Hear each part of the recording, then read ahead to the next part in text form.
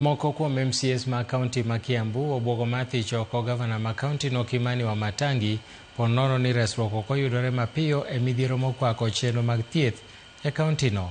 Paro makama biro bang' riwruok mar jochiw thieth KMPDU bago ng'anyo ka gidwaro mondo mi kaunti ma Kiambu oket okenge mag medo kwan mar laktache manok margi osekelo midhiero e chenro mag thieth e kaunti no. Kotelnegi kod Kamau Thumbi, MCAs go wacho ni ok gibi medo neno nyithindo ka wito ngimagi e osiptande kaluwore gi wach mar nok mar laktache.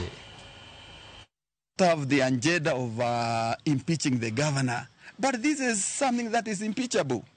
If we cannot take care of Kiambu children, if we cannot take care of lives, well, here in Kiambu, we have the people of Kiambu really do give tax. We don't know really what more is expected from the people that they cannot get good health care, that they can just be led to die in the hospitals. Amesimama, amezunguka, akisema ni kupigwa anapigwa. Lakini ningetaka kuwatuma wana Kiambu. Tukue makini sana wakati huu. Ni kwa sababu kuna wakati ilifika tukatetea wana Kiambu na kukakuwa na mambo ya impeachment. Lakini gavana alizunguka na akapata sympathy ya kuwa ni siasa. Lakini ningetaka kuambia wana Kiambu, mahali imefika.